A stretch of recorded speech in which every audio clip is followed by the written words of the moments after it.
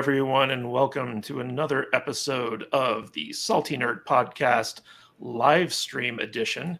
I am Matthew Kadish, your host for today, and I'm really excited because we're going to be talking about something that not a lot of people in the YouTube sphere, at least in the entertainment arena, are talking about, which is NFTs, or non-fungible tokens.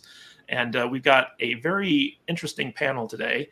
And I want to introduce you to my experts who are going to be going on this NFT journey with me. The first up is Cryptostache, who I've been following for a long time. Not only does he have great facial hair, but he's also an expert on NFTs and metaverse gaming and stuff like that. And I've watched him on like Around the Blockchain and other channels. And he's got his own like very active YouTube channel that's just a wealth of information. And I thought, who better to explain NFTs to people who have no idea what NFTs are than Cryptostache himself. Stash, thank you so much for being on today. Everything you just said, 100% true plus 10%. So add 10% onto that, and that's how much. Little royalty, yeah, okay, yeah. And of course, the man, the myth, the legend, David Hewlett of Stargate Atlantis fame. David, thank you so much for being on here. You're a friend of the podcast, and you're also the host of a Tech Bandits show where you teach kids about technology and stuff like that. High schoolers. They teach me. They teach. I learn stuff from them. They get nothing from me. So, but we've had conversations before about NFTs, and like we both get really excited, and everyone else starts rolling their eyes when we start geeking out about it. They get angry. People get angry. It's the weirdest blank thing. stare. There's like, well, it's either blank stare or like you're going to hell. That's one. Yes. It's one of the two, I find. Yeah, it's one of those two. So I wanted to bring David in to talk to Stash about this stuff because Stash was kind enough to take some time out of his schedule to come on my piddly little live stream. But you know, as a podcast and as like new media creators, like I'm constantly trying to think like, how can we bring value to our audience? What are some things that we can do differently from our competitors to like, you know, make us stand out in a hyper-saturated market? And I think NFTs are the future for not just entertainment, but so many other things like ticketing, supply chain, education, identity, like all types of stuff. And so, but I wanted to make a live stream specifically about the application of NFTs to the entertainment industry because it's so new. Like people aren't even thinking about the potential application for this type of stuff. So real quick though, I just wanted to give you guys an opportunity to shout out like your YouTube channels and your Twitch channels and stuff like that so that people can go check them out now instead of having to wait till the end. So Stash, where can people find you on YouTube and stuff? So I am at Cryptostache pretty much anywhere you're at. So whether you're on YouTube, you're on TikTok, you're on Twitter, Instagram, Facebook, Twitch. Actually, the only place I don't have at Cryptostache is on Twitch. It's crypto _ stash. But you can find me on all your favorite platforms. And always talking about NFTs and crypto gaming in particular. So. Yeah, very not only educational but also entertaining stuff from Cryptostache. David, where can they find your YouTube channel and your Tech Bandit stream? Best bet is probably just techbandits.org. That's where you can find everything. But mainly Twitter, honestly. D Hewlett at Twitter is where I'm at most of the time. And I got to say, I spent the morning watching you, Stash, and it's fantastic. It's great. It's that wonderful combination of sort of learning something and being entertained by it at the same time. So it's between the gaming and the NFTs and the crypto stuff, it's great. You got a good thing going, and you have all the names covered on all the social media. I'm so jealous. I'm all over the place. It's one of those things. When I first started the brand, I was like, all right, now we got to come up with a name that no one has. That's a hard thing to do these days. Now, did you have the stash before? Did you have the stash before you, or did you grow it for the? No, I did. Yeah, I had a mustache before, so that's the reason when I got started I got started creating content in 2017, but I've been into crypto since 2013. So It's something that I've very strongly believed in, and I believed in it so strongly that in 2017 I decided that like, hey, I want to create content around this. I want to try and help friends understand it.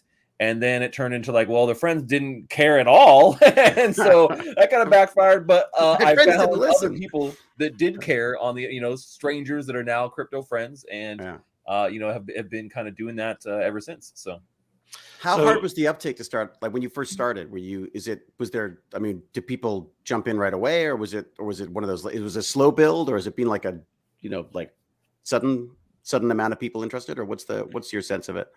Crypto kind of like the interest in crypto and what we do in the industry, it comes in like bursts. It's like boom, and it's all over the place, and then it's like falls, like interest falls off a cliff, right? So Right. that's the best way you can describe crypto in general. Is it's euphoric, and then it's just like desperation and depression. It's So ADHD stuff. There's barely any middle ground. So it's like everyone's just like, it's crazy. Oh my gosh, the ball run. And then it's like, no, everyone's gone.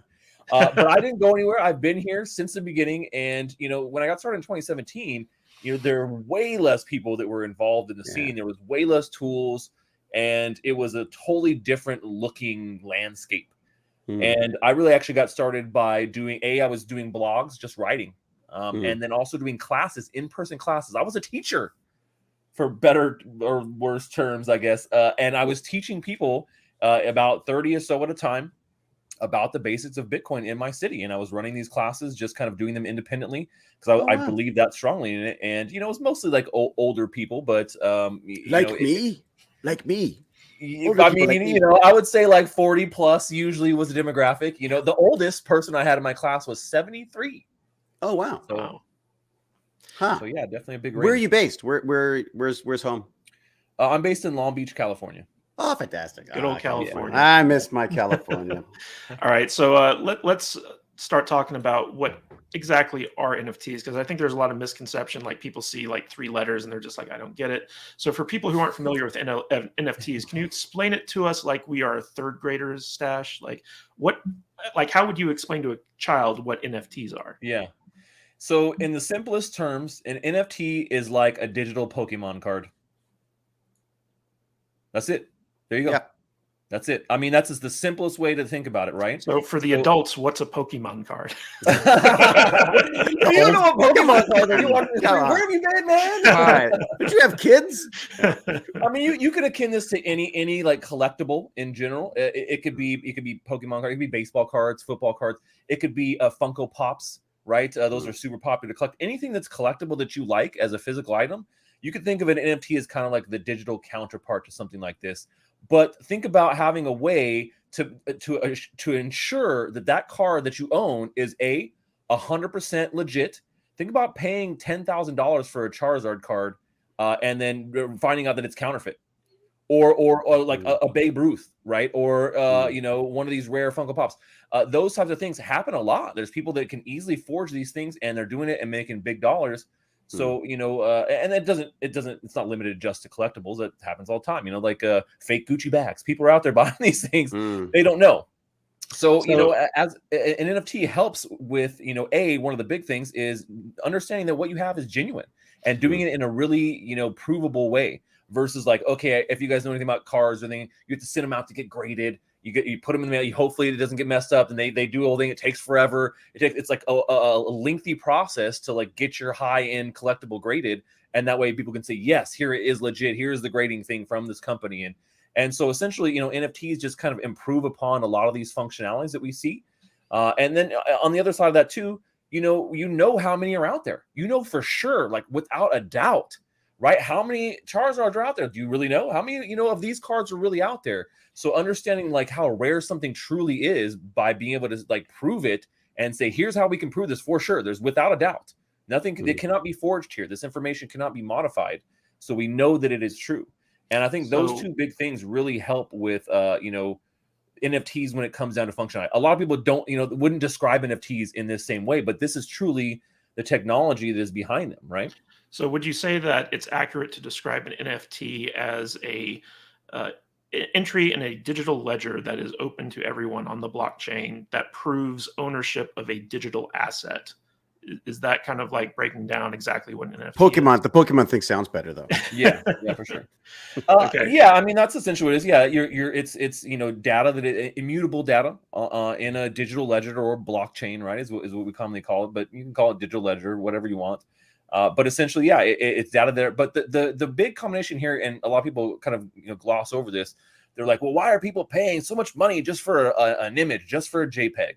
And the fact of the matter is, it's not that you're paying for the JPEG. You're paying for the combination of the history and data combined with that media, right? Whether it's an image or a video or other things that we'll talk about here.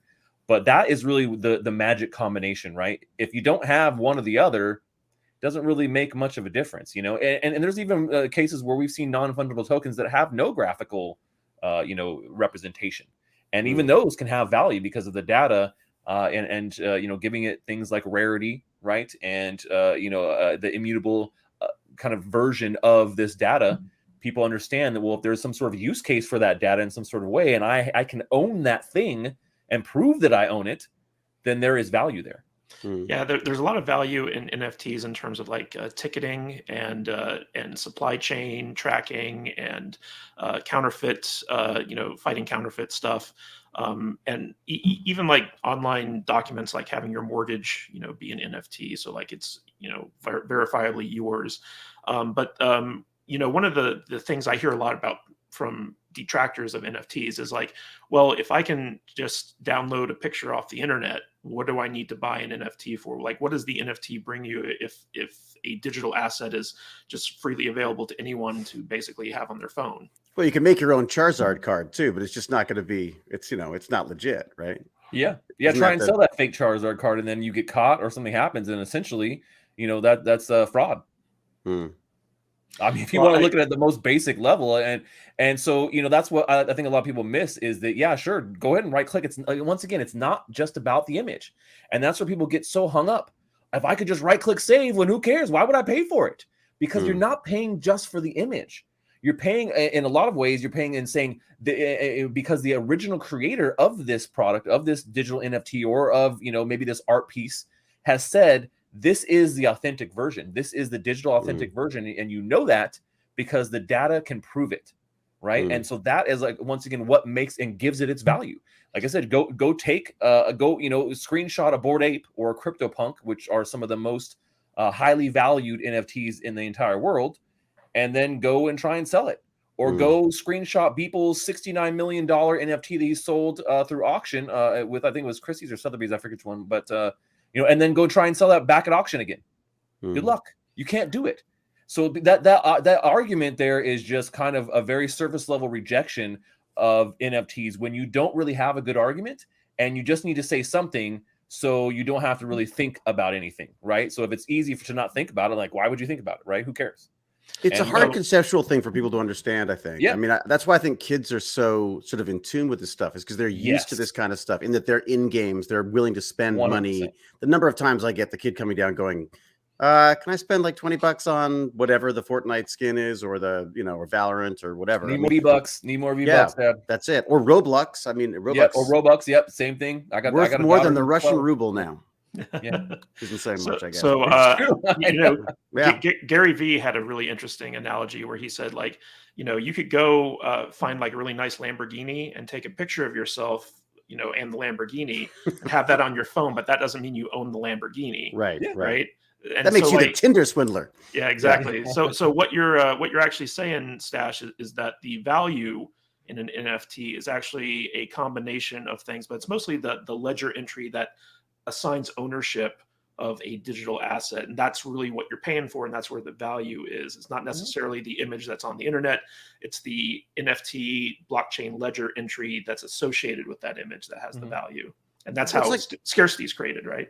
Well, it's like photographs too, right? I mean, the idea is that you can sell a limited number of prints of a photograph. Someone could still go and print a ton more of those things.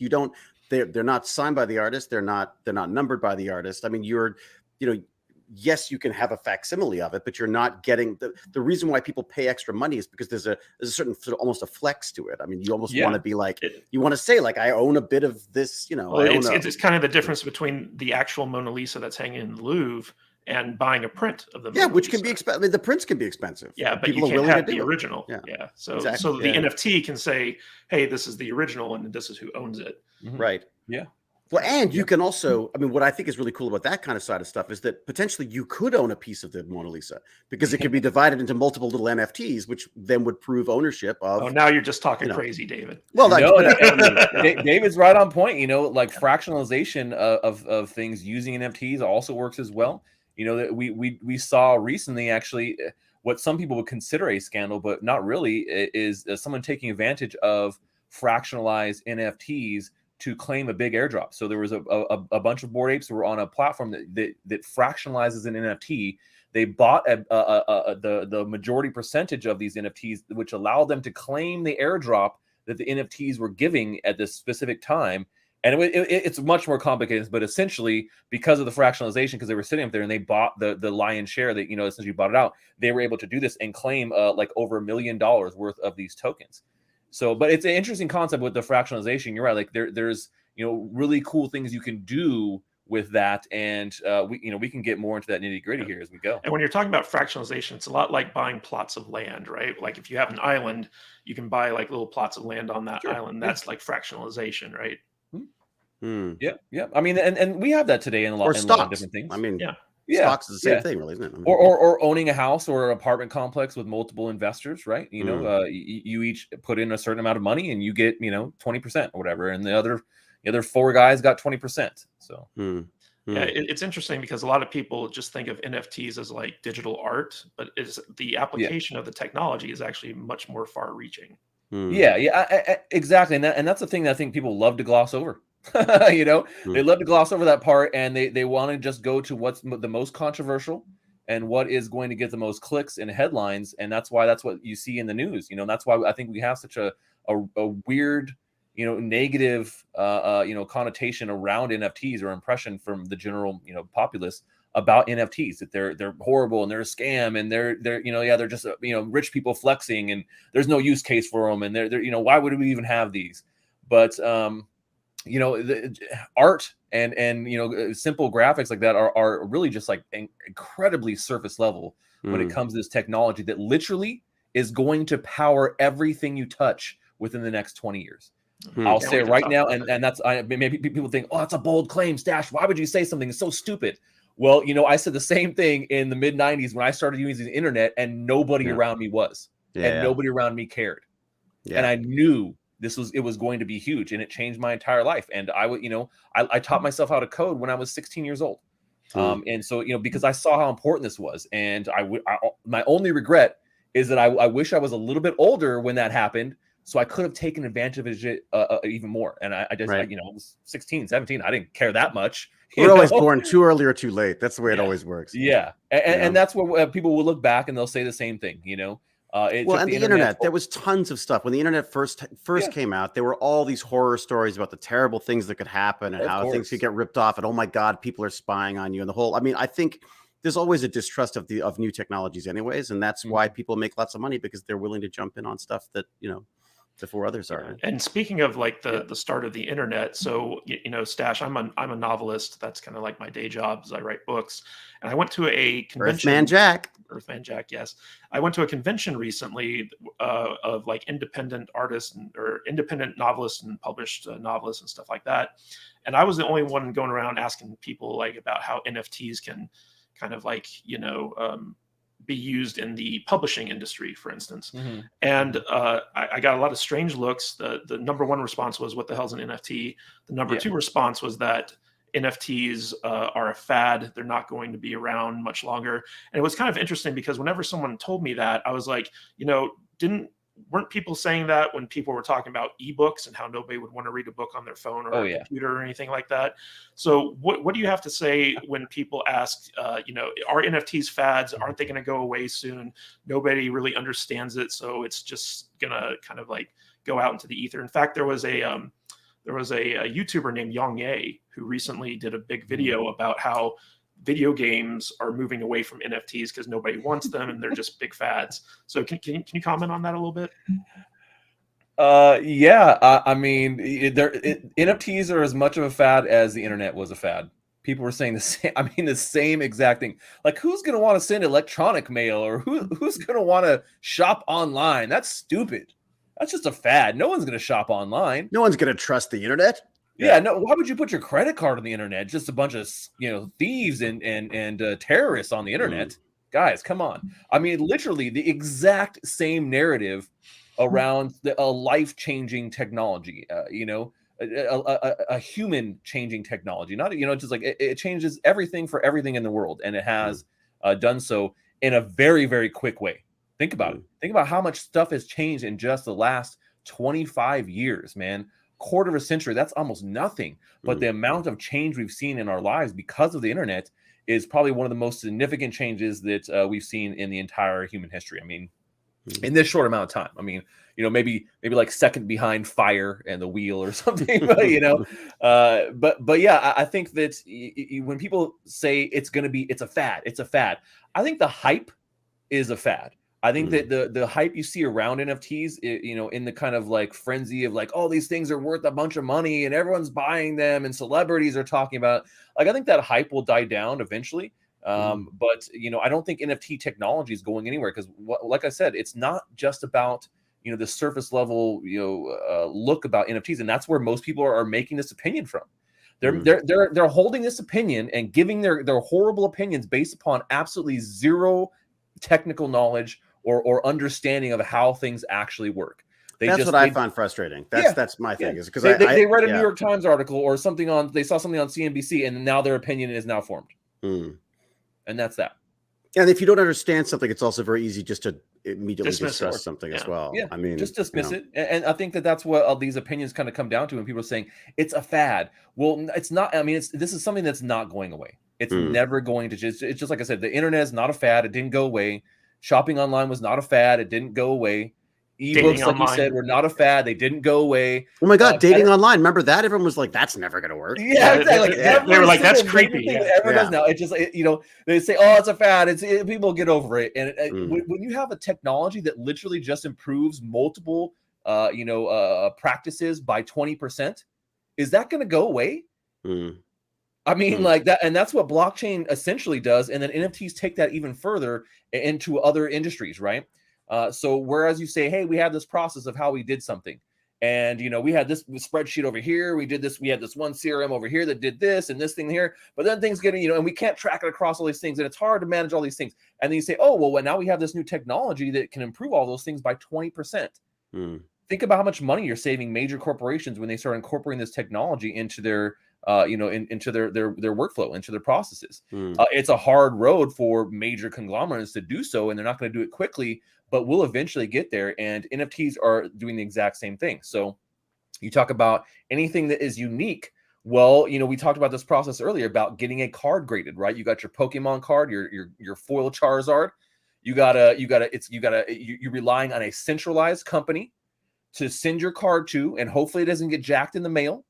And then damaged, and you got to wait weeks for them to say yes, it's graded, then send it back to you. And this whole thing, I mean, that process is lengthy, it's expensive, and those are the types of things that NFTs can help to improve upon.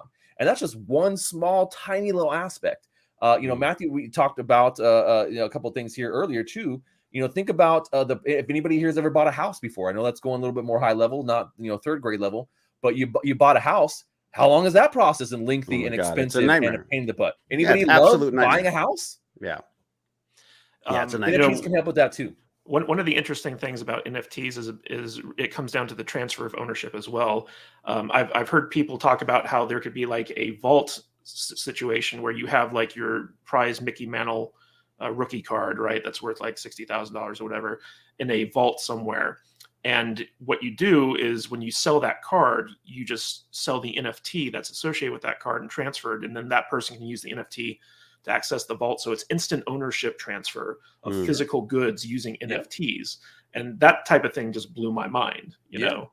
Well, and the fact that art works that way anyways, to some extent, where like a lot of these massive purchases of art, they never leave the vault that they're sitting in, or the ownership of them moves, or the museums. Exactly. Like it's on display from so and so. They're part of their collection, but they're displaying it inside of this museum for all to see, right? Which is great, and then it could transfer hands. They sell it, but the new owner decides, oh, I want to keep it there. That's fine, but I have proof of ownership, right? That's called provenance, which is a big thing when it comes to high end art that's valued in the millions of dollars, and so that kind of system can also be improved by NFTs too. There's a lot of ways to be able to do something like that. Interesting. So you could buy like a Gucci bag, and the Gucci bag would have an NFT attached to it that says it's a legitimate Gucci bag, as opposed to a knockoff that looks exactly the same. Exactly. Yeah. So you incorporate things like NFC technology into stuff, right? So like a little RFID chip or NFC technology where you can use, you go there, it's like just a little, decorative piece on the bag or something,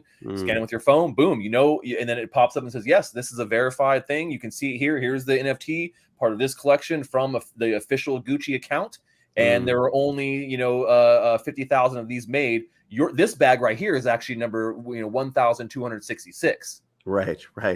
Off the assembly. And the application for ticketing technology with NFTs. So like if you buy concert tickets, like they can be NFTs, and then you can transfer those tickets to whoever you want or sell them or like what have you, because you own those NFTs and they're transferable. Well, I'm sure, God, they must love that, because then at least they can instead of like losing all that money to the scalpers, they can actually take a and also like the venue or whoever sells the tickets, they can put in a like transfer fee, like a royalty fee into the NFT. And so like, if people are going off scalping or like whatever, they're still getting the venue's still getting a cut, like a 10% cut of like whatever sale that's made. So but wait, so you wouldn't need the ticket masters of the world anymore then, really, would you? Couldn't you just like have a system? Boom, right there. That comment right there that you just came across, that is the big idea right there. Now that's why you start to see, why are we getting so much blowback? Why are there so many people that are saying NFTs are bad, they're scams, and they're horrible for the environment? Like any narrative they can bring up, because there are so many industries that are massively entrenched with close to monopolies that dominate them, that they don't want to be disrupted by this technology. And it's similar to like what the MP3 did to the music industry, right? Why would you want? Yeah, I mean, as Ticketmaster, that's a scary thought, man. When you can have a decentralized market that literally does not require a third party at all, and people can trade amongst each other, people who are doing concerts, promoters can sell their tickets, direct, and do it without having to have a Ticketmaster, right? That's a scary thought for those types of companies. And then you start applying that same ideal to tons of other companies where NFTs and a non-fungible digital, provable item can disrupt their industry, and you got a lot of scared people out there. Because you got loyalty cards, you've got voting. You could do voting so many blockchain. Things. I mean, there's just IDs, basically anything unique, right? Anything that is supposed to have a unique, amount, or a unique in its, one of one, right? Anything that is unique can be essentially transferred into a non-fungible token, or can use that type of technology in the background. And that's really, I think, that we'll actually eventually get, right? Is that, right now, like I said, everyone's like, is it going to be a fad? And that's where we kind of started here in this conversation. Well, I think the hype around like NFTs, all crazy JPEGs, that will die down. And eventually this technology will just power a bunch of shit in the background, and no one's going to even no one cares. Like, do you know how your TV actually, the technology in your TV works? Like what's inside of it, and the actual compartments, components and things inside? No one cares. No one cares what's inside that TV, man. They don't care that it's a computer board or all these things now. Like they just know that, hey, I can get Netflix on there, boop, boop, boop, boop, and it works. My kids love taking them apart, though. It's better. It's better than what I had, Yeah. I think that's the main thing, is that NFTs can make the things you already like doing and enjoying in entertainment in all different areas just better. Better experience overall. So real quick, going to the chat, we have a $10 super chat from Backyard TARDIS, who's one of our podcast's like big Patreon supporters. Is that like American dollars, like real money? Real money, yes. So Which he was wanted crypto, to though. Yeah, he wanted to ask you, Stash, what do you make of the Tolkien Society going after Twitter posts of a picture of Tolkien that is an NFT that they purchased? Are Tolkien Society not understanding how NFTs work, or are they in the right? So I guess he's asking, like, if you own an NFT, do you essentially own the rights to all the digital facsimiles that are out there, and you can have them like taken down, like copyright claim them, or like something like that? That's actually a really great question, and that's something that I would say is, for lack of a better word, a bit of a gray area. And the reason why it's a gray area is because there's no clear law regulation that says here's how they work, right? So every NFT kind of has its own set of rules, for lack of a better term. And some of them may say, hey, if you own this NFT, you have the rights to reproduce this photo and this picture however you want to. You essentially have free reign with it. And some don't. Some say, hey, you're buying this original photograph of Tupac before he died, and you don't get the right to reproduce this, but you do own it, but you cannot reproduce it. Things like that. So when it comes down to it, it really comes down to well, what were the rules of the NFT when it was created? Is that information, inside of the metadata, right? Is that part of the data that the NFT holds? And it should be. In a lot of cases, it's not, because people are novices and they're creating these NFTs and maybe they don't think things through for the long term. Right. But so just like any other image, if I go and create some digital image and I put it on the internet, it's not an NFT. Could I go and then say, hey, I want to sue this guy because they used my image without my permission? Well, do you have it copyrighted? Oh no, I didn't, but I did create it. It's mine. You can see here, So I think it comes down to, the intersection of, current laws and what we're seeing now, and, copyright laws a little bit outdated when it comes to NFTs. And I think that that'll be something that really, pushes the envelope and hopefully get some reform there when it comes down to the law. But I mean, think about trying to do that just with any image on the internet. It's freaking almost impossible to do this, because there's no good way to police it. I mean, now you could basically tie them all to an NFT of some sort, and then maybe your browser has to check and it won't show the image unless you've got the right to show the image or whatever. I mean, right. And that's, and like I said, so that is, a future use case or something for NFTs. Right now we have, this is an incumbent technology, and, most things don't work on it. Right. But eventually, I think that could easily be the case where it could stop, anybody using images when they don't have the right to. Wow, that'd be creepy though. Wow. Everything you use is essentially checking for that, and has image recognition, and it knows like, hey, the person who put this up, like, you don't have the right to do that, so it can't be displayed to users because the browser will gate it because of the violation. Well, it's a bit like music. Well, music right now, right? Yeah. I mean, music, you can have background music in your stream as long as it's provided by whatever the stream services that you're paying. There's paying some kind of a subscription or whatever to the and if not, then you get demonetized, and they get and it hears that music in there, and it's like, hey, sorry, you either got to take it down, or you're just not going to get any money from this, or it's a strike, and now your channel's in jeopardy or something. So it's fascinating because it's both a freeing technology, and also it could be a way of really clamping down on some of this stuff as well. Yeah. I mean, and I think that's what the internet could be explained in the exact same way. Very freeing, but also a way to clamp down and to track you and to see what you're doing more and more, and invasion of privacy. And I think that that's also a concern I would have in particular with all technology, is that we're increasingly giving up our privacy rights for the advantages that technology provides to us. That's it. We're walking around with like the best surveillance device in our pocket all the time. I mean, Yeah, and there is something to be said about like decentralized technology versus centralized government regulation, in the sense that there's an argument to be made that, like, if somebody cracks down on the free versions of the image that they own the NFT on, then that devalues the NFT because people don't get access to it, aren't aware of it, and so like the value of it goes down. But then there's the flip side of that, where it's like, well, the scarcity goes up, so therefore the value goes up, and it really comes down to whether or not this is something that the owner of the NFT wants to do on a personal basis, versus like the government coming down and saying like, hey, here are the hard and fast rules about like what an NFT owner has the rights to do and does not do. And it would be just like, to go back to our earlier example, it would be like, okay, well, I bought this painting for $10 million, this Monet, and it was, but the law says that I have to leave it in the museum. I can't take it. And the law says I cannot do anything with it. Versus what we talked about is like, oh, well, it was already hanging in the museum, and I have no problem, me personally, keeping it there, as long as I own it and I have proof of ownership, and it's never, it's insured, and things like that.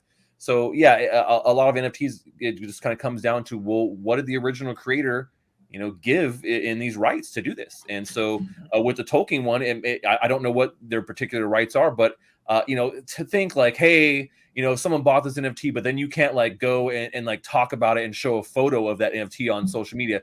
That just seems ridiculous in this day and age. Like, I don't know why you would think you would like go after somebody for something like that. So I think that would be a waste of time and energy on anybody's part to try and pursue that. That is an interesting point you make, though, about the idea that it's not just the ownership, right? There are contracts, like literally living, active contracts that can be attached to these NFTs as well. So that when certain things happen to the NFT, there are programmatic results that happen with either payments or transfers or whatever. I mean, so that's huge, and that's why I said that's where you start to really get into these advanced applications for NFTs in lots of different ways, right? So think about think about far in the future, but like think about, okay, well, I watched a popular YouTube sitcom or a popular sitcom on my TV, and my TV knows I watched it. And because they know I watched at least 80% of that thing, I now automatically get sent an NFT that is like, thanks for watching, or, redeem this. And then at the end of the season for watching that show, I then get a special NFT or a special prize, or I'm entered into a raffle to go meet the cast and hang out for dinner, or, there's so many cool things that you could do using blockchain technology and NFTs that are interacting with smart contracts out there. Did you hear about the issue where Quentin Tarantino wanted to make some NFTs based off of frames from Pulp Fiction? Yeah. And Disney basically came in and said, no, we own those frames. You can't issue NFTs. If anyone's going to issue the NFTs, it's going to be us.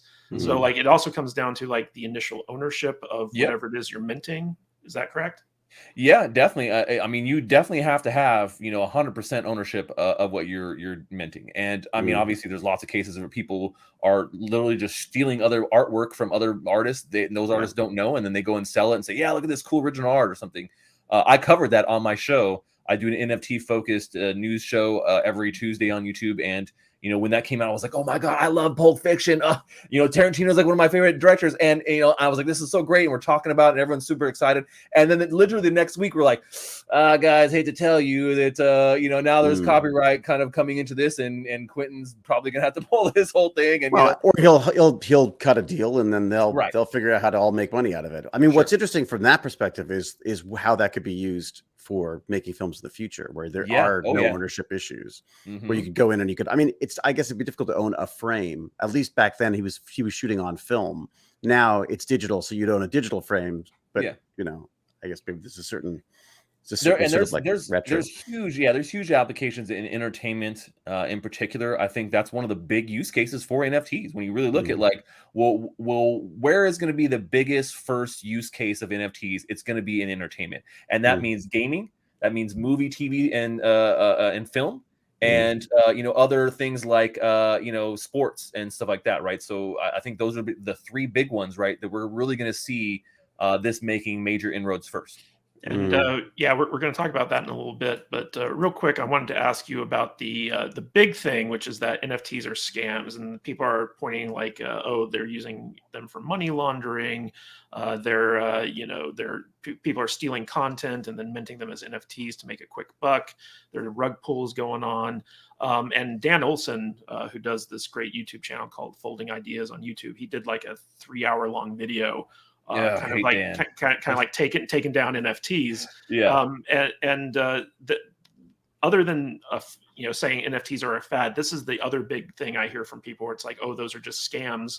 If you're involved in NFTs, you're doing something illegal. We hear this a lot from government officials who are like trying to crack down on NFTs. So can you say something about to the argument that NFTs are scams? Like, are they scams? I mean, pretty simply, some are. Just like some phone calls are scams too. Does that mean all phone calls are scams? So I don't know how many times I've gotten a phone call. I'm like, I'm sorry, sir, we have an urgent, problem with your social security number. You need to press 1 now to not get your social security card taken from you. And if you don't, then you're going to jail in 7 days, or a plethora of other phone calls, right? This is a kind of basic example, but most people can relate with this, right? Who here doesn't get a spam call every once in a while? What do you think? I don't bother answering anymore. There's no point in answering.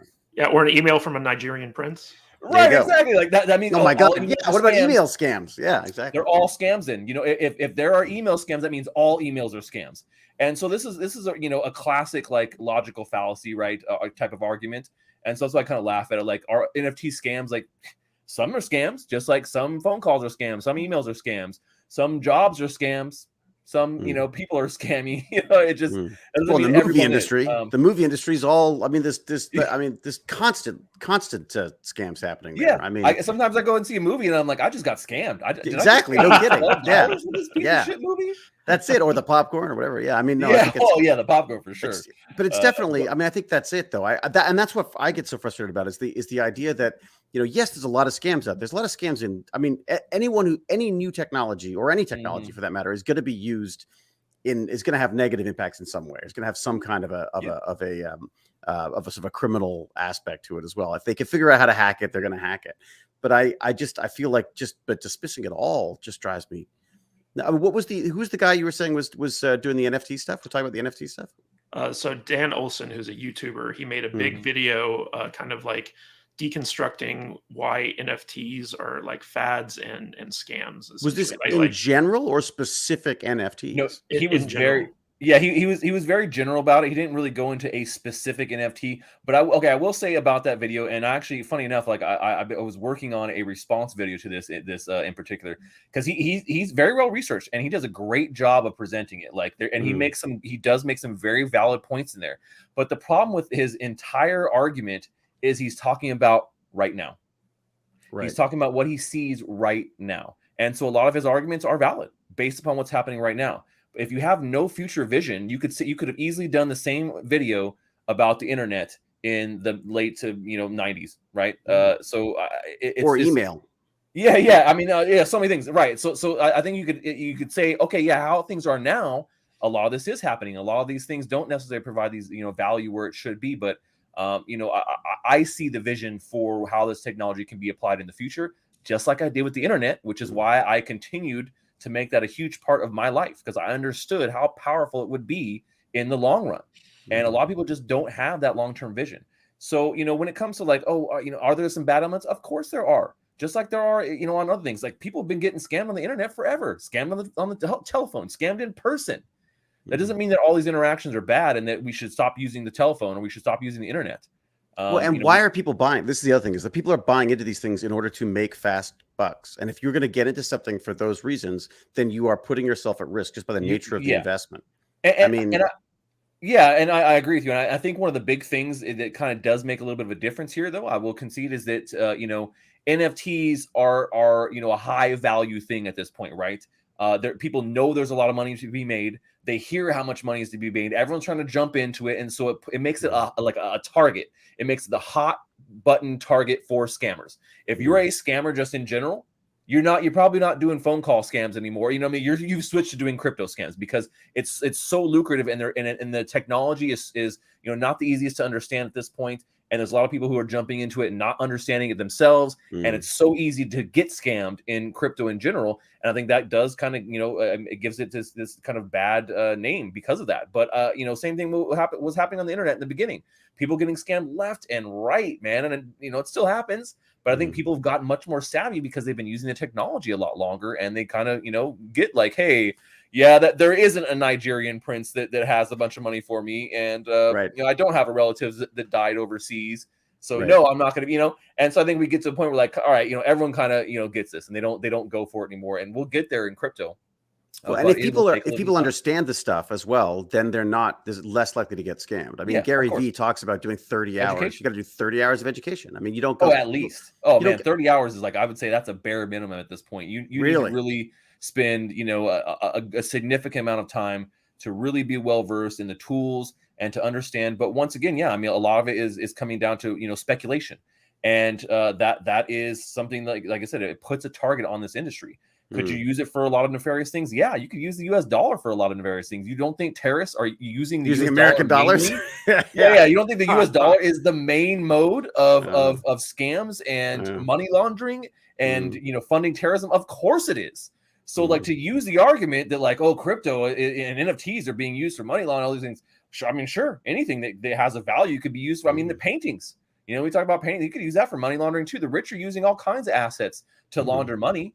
Housing, yachts, all kinds of things you could use to launder money. So, when it comes to are they a scam? Like, yeah, some are for sure. Some definitely are. And do your there's research. a high propensity of them right now just because the industry is very young. So because the industry is young, a lot of people don't quite understand how exactly NFTs work. So I wanted to ask you, this is a question from David. How exactly do you make NFTs? What type of skills do you need? And where do they exist? Like I know you could talk a little bit about crypto wallets and how those things work as well with NFTs. So, making an NFT has gotten a lot easier over the last couple of years. I got started in NFTs in their beginning, right when things were really getting started, before really they were even called NFTs. And so there's this kind of transitional period where things are incredibly hard to do. Like, you need to be a coder 100%. You need to know advanced coding to be able to make these, till where we are now, where it's like, all you got to do is just have an image, and it's a real easy process. Like, click, all right, done. And there are a couple more steps to it than that, but most of the time, to make an NFT these days, you have to have some sort of cryptocurrency in a wallet somewhere. Most places you can't mint for free, but there are places you can. But in general, to do some basic stuff, you probably have to have some crypto in your wallet. For the most popular blockchain where you see NFTs, which is Ethereum, that is definitely the case, because the fees there are incredibly high. Can you explain a little bit about what a crypto wallet is, how people get them, and what like fees are involved? Like, people don't understand that, like what gas fees are, for instance. Yeah, I mean, so a crypto wallet could be looked at just like your bank account, but you have full control over it in most cases. There are crypto wallets that are just like a bank account, and it's run by some third party like Coinbase or FTX. These are popular ones that are in the US. And some other ones, like you can get exposure to them through some of your investment vehicles, JP Morgan, things like that. But a crypto wallet is basically just a cryptographically secured wallet that holds your private keys, and these keys are essentially what point to the value that you have on a blockchain, right? The entry into that digital ledger that says this particular key here, which you can kind of akin to like a debit card number, right? It translates to this amount of money here. So it kind of the same way. So like, okay, well, I have my credit card. Here's my number I got to put in, and that then tells the network, hey, I'm spending this amount of money. Yes, they have that money in their account. They can spend it. So a crypto wallet works in a very similar way, but it's to hold your crypto. And there's no tech support. So if you lose your password, you're kind of screwed. Well, right, and it depends on which way you're going. So there's two types of wallets, right? Two types of basic wallets. There's some other ones we could talk about, but you have your centralized wallet, which, like I said, would be like from like a Coinbase. And so if something does happen, you have a tech support. There's someone you can talk to. They have a support that you can reach out and say, hey, I had this issue. Now with crypto, things are fairly permanent. So if you send something or to the wrong place or whatever, there's not any real good way of getting those things back. But they could help you. And that's kind of one of the things I think a lot of people get very nervous about when it comes to crypto in general, is because you're essentially taking control of your financial destiny. And this is something that blows people's minds, and they get very, maybe not angry at, but afraid of, because this is not the format of how we've ever treated money ever. So most people in their lifetime have never seen something like this. We've never had an option. It's like, you could put it in your mattress and hold it yourself, like in like actual physical dollars, or you give it over to a bank, which is what most people know. And most of those are don't require knowledge, like good personal knowledge, to transact and do things. But with crypto, you are 100% in charge of everything, right? The security of your account, the storage of your account, doing all the finances, and managing the accounting side of things. And so, that those are things that people are not necessarily, too accustomed to doing. The bank handles all that. I don't have to worry about it. It's FDIC insured. Whatever. I stick it in the bank. Who cares? I don't know what happens after that. I mean, if you don't know what happens after your money enters the bank, there's some great YouTube videos out there, but you're essentially getting screwed in multiple ways. People don't, and people have no idea that's. We talk about not knowing how things work. The banks is a perfect example. Fractional reserving and centralized banking, all those things, definitely not good. We're not getting into that here, but right. So crypto wallets just essentially work by holding these private keys and saying, hey, you have this, you own this key. It points to this entry here in the ledger that says you own 1 Bitcoin, and you're the only person that has that key, and that key is the power of that money. And it's just like the wallet you carry in your back pocket, where it's something that you use to store money or things of value, essentially. Yeah, but the thing is, a lot of times, if you lose your wallet, man, you can easily go replace that ID. You can go replace the credit cards. If you lose your private key or access to your crypto wallet, you can literally lose that stuff, and it's never coming back. Yeah, it's like losing cash. There's a lot of finality when it comes to crypto, and I think that does scare a lot of people. So how do you create an NFT using a crypto wallet? Yeah. So like I said, having a wallet is usually a must. there are platforms where you can do it, without as much technology, but it depends on what chain you're on. But essentially what you have to have is you got to have a little bit of crypto in your wallet. Usually it's a third party, not a third party wallet, but your own wallet. Some third parties, you can create NFTs directly on their platform. But you then, simply just have to have a name for your NFT and an image, and that's about it. And so these platforms, will help you kind of, put in information like metadata and things like that, where it's like, well, how many do there need to be? Okay, I want to do 100. Okay, do they have any kind of rarities? Is there different ones, right? So, well, you can do that and create a bunch of different ones. But in the simplest form, like, creating an NFT is become incredibly simple, which is why you see such a huge flood of them all over the market. And like everyone's got an NFT these days, because now it's so much easier to do. There's like turnkey services where, you could create an entire collection in, 10 minutes if you have the artwork and everything ready. So creating an NFT is fairly straightforward. Usually does cost some sort of crypto fee to be able to create the NFT. There are places you can do it for free, but most of the time it costs some sort of fee in crypto in some sort of way. The good chains, in my opinion, are trying to make that as stupid, simple, and cheap as possible, right? Because that makes the most sense. Less barrier to entry, gives you more velocity, and you're not pricing people out. Now, the most popular blockchain for doing NFTs is Ethereum, and it is incredibly costly to do NFTs there. So, you can't get started for free. That's for sure. So, why is Did it you so used expensive? to be? I mean, yeah, I was gonna say. No. Well, so what it comes down to is like, did it used to be? No, it was never free, because the Ethereum network, the crypto blockchain Ethereum, they for any transaction going on that network, you have to pay a fee, right? So you're paying this fee, and this fee is going to essentially to the miners, right? Because it's a proof of stake network, or well, it's moving to proof of stake. It's a proof of work network right now, but essentially what's happening is the fee is going to the miners. In the future, it'll go to people who are staking and running nodes. But so you're essentially paying a fee to use this network, we'll say, right? To simplify it. And that fee is, determined by the amount of data that you're getting processed on the network. So the more data, the higher the fee. Now, what's happened, though, is that fees have continued to go up because the amount of data the network can process is not that much. So when they built Ethereum, they just couldn't process a lot of data, but it became very popular. And so then what happens is that makes the fees rise. So the people that are, essentially, helping to process these transactions are saying, nope, the fee has to go more. I'm not going to process it, right? So that's why we've gotten to the point where Ethereum fees have now become, it's regular right now to pay anywhere between $20 to $200, depending on how the fees are fluctuating. And so those are fees that you'd have to pay when you mint an NFT on a lot of these platforms. And the fees are incentive to people to update the ledger, basically. Otherwise, yes, they're not going to. Essentially, to make the transaction go through, to mine that block. Right. So we have a comment from Gimpy G Gaming for Gimpy $4.99. G, what's he hawking Gimpy. now? So he's asking, can I have an NFT linked to actual artwork I have on a canvas, 100 of them, and what could that cost me? Yeah. So how much would it cost to actually create 100 NFTs that are linked to an actual physical painting that he's made? Yeah, that's a cool question, and there's a really good answer for that, actually. So it could cost you as little as $1. Now that depends on what blockchain you pick. If you picked Ethereum, not going to cost you $1. There are other blockchains out there that you can create NFTs on, where you could do the exact same thing. They're maybe just not as popular, right? That's why people tend to go with the one that is slow and expensive, because it's the most popular. And if you don't know much about blockchain, it's all about, well, who had the first mover advantage? Well, it was this one. And so everyone knows it, and that's where people go. But you could do it on another blockchain and do it for incredibly cheap, get away with minting it for pennies for each one. And but what it comes down to is, then how do you link it to the physical item? That is really the biggest question right there. And I've seen it done a couple of different ways.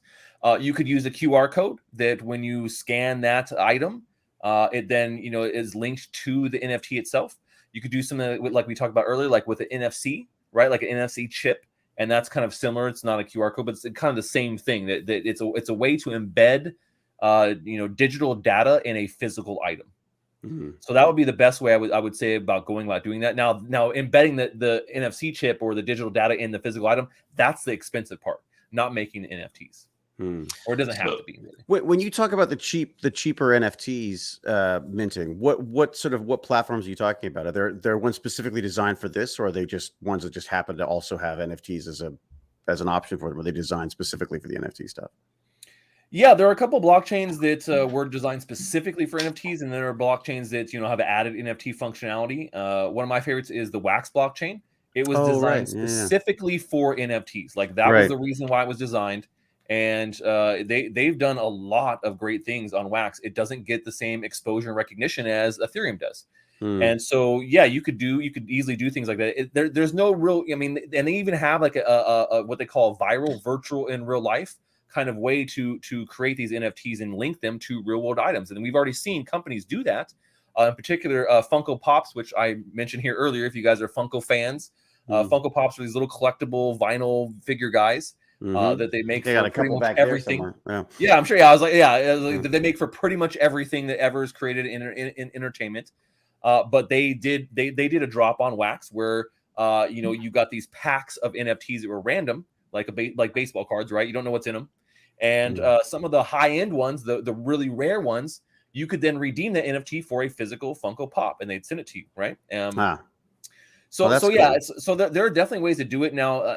Having real great built-in technology, a lot of that once again comes down to how you connect the physical item to that data, and that process is always going to be on whoever creates the collection, right? But it could just be as simple as putting like a number on the back of it or something, isn't it? I mean, it could. Yeah, that doesn't make the best connection. I would say like a QR code would make more sense, or like I said, NFC, because you're really concretely connecting it.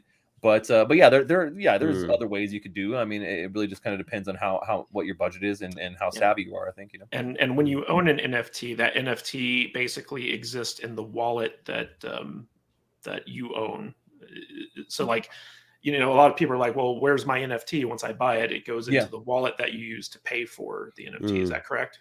Well, I mean, to simplify, yes. Essentially, what it is your wallet contains a string of numbers that points to this point on the blockchain that says that this string of numbers owns this other string of numbers. Right.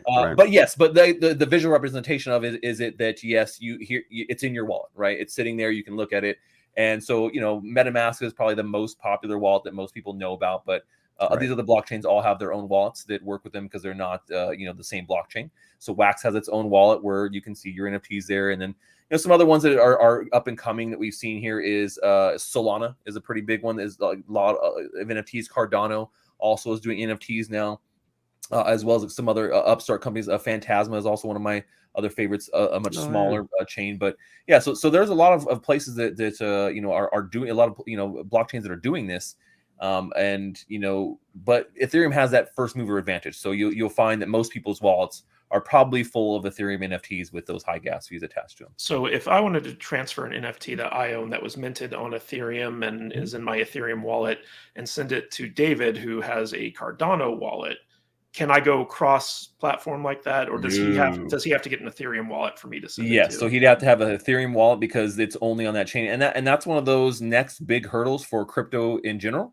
Is interoperability. So interoperability and cross-chain capabilities is something that the industry is really just now really starting to work on.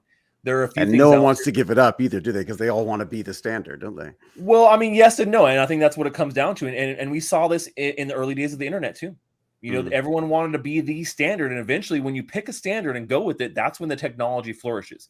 We've seen that with VHS versus Betamax, and the DVD versus the other one, like LCD DVDs. Oh God, whatever. That was So we've seen that a bunch of times, and then when it does, it's like boom! Now it explodes, and we see that every USB, the same thing. And then you talk about there's lots of different technologies that work that way. And so we're seeing that kind of a little bit here with crypto as well. Like who's going to come out on top? What standard is going to be the standard? Once there are standards that are set in place and we've been using them, I mean, things are going to go much more smoothly. But yeah, right now, there's no real good, cross-chain interoperability between these. There are blockchains that are working on it, in particular, like the one I just mentioned, Wax blockchain. They just launched a very early stage implementation of going from the Wax blockchain to the Binance, the BNB blockchain, which is a completely different blockchain, different technologies, and so we'll get there. We'll get there eventually. Hmm. So we spent about an hour just kind of talking about the basics of NFTs, like, are they scams? Are they fads? How do you define them? How do you make them? Let's start talking about what the practical application for entertainment purposes there are. So the first thing I want to talk about is NFTs for movies. Basically, the NFTs really open the door for all types of innovation, but they're so new that people don't really know what to make of them. What are some, like you mentioned it a little bit in one of your previous answers, but like, where do you see movies in particular utilizing NFTs to interact with their audience? Mm-hmm. Yeah, I mean, the cool thing about it is it comes down to the scale that you want to go in the very simplest, form. You can use NFTs just like you use anything else in marketing. Like, here's a cool free NFT to go promote the movie. And all you got to do is sign up on this website and, you get this cool NFT. And like, well, does it do anything? No, but it's a cool picture. Maybe you get a random chance at something rarer, and like you really love, Superman. And they're coming out with the Spider-Man just did this actually. So I don't know if you guys saw, and they did it with the Wax blockchain. So they launched an NFT that you could get if you were the first, like, I remember the readings that like 15,000 people who bought a ticket in advance to go see the Spider-Man movie. And so you can incentivize people and saying, hey, only 15,000 people are going to have this NFT. If you love Spider-Man, it's like going to a baseball game and getting those bobbleheads. People love bobbleheads. Like, man, that's a rare thing. You can only get it at the game and only if you went and on bobblehead night. So, you can use NFTs in a very similar way. And that's, I think, would be the easiest implementation, is just as a marketing tool.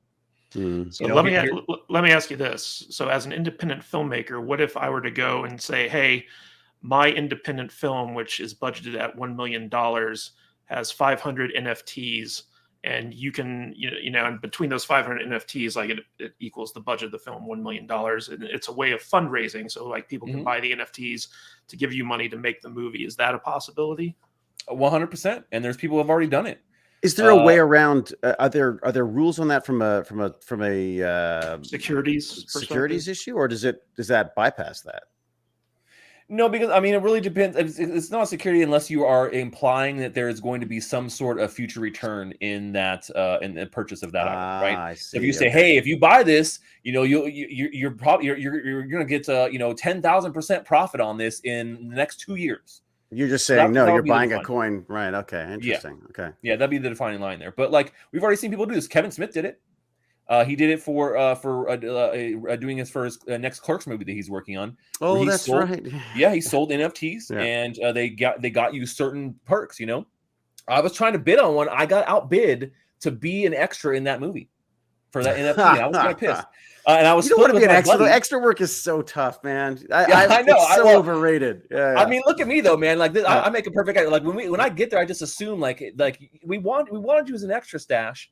But now that we see you in person and we see that mustache, I think we're just going to give you like a speaking part now. So you could have done Nightmare Alley. You'd be perfect. Absolutely perfect. Let me ask you guys, do you think that there's a possibility where studios could look at some of their classic movies, like let's say Gone with the Wind, and you talk about fractionalization. Let's say that they make like 1,000 NFTs that represent a part of Gone with the Wind. It's like you can own a piece of Gone with the Wind if you pay X amount of monies for an NFT. Is this another way for movies to kind of create a new ancillary market to make money off of their content?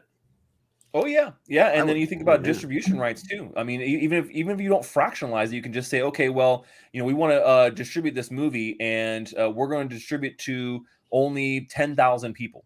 And so you can buy this NFT, and that then is an easy way to verify that what you're distributing is a true copy. I mean, how easy is it to copy a damn movie these days, man? Digital download, boom, done. I download movies illegally all the damn time. Shh, don't tell anybody that though. And that's one of those things is like, people doing torrents. It's like, so, to really look at like authenticity for a film too, you could do something like that and say, hey, you have the exclusive right to actually do this. You're selling the rights in multiple different ways. So you could do it through distribution. You could do rights through and say, hey, well, this NFT we're selling as a pre-raise gives you a certain number of points on this movie, and you're making that money back through residuals because it does really well at the box office or whatever, right? So there's so many cool ways that you could use an NFT, and then these things could honestly they could be instantly distributed too.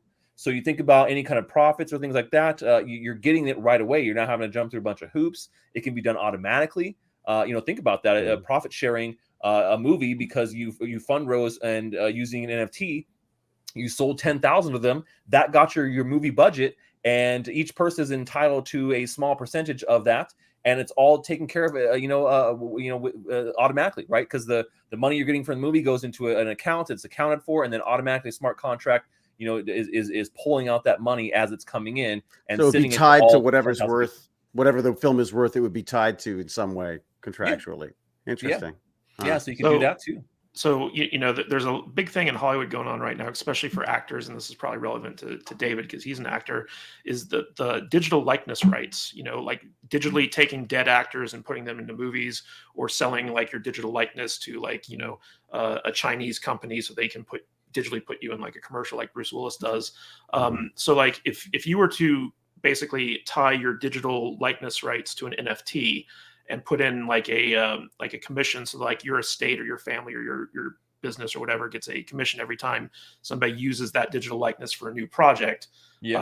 Like, is that a legit venue for actors going forward, where they're like, hey, here, buy my digital likeness and I just get passive income off of it every time it's used, and there are certain things I can't be used for that are programmed into that thing?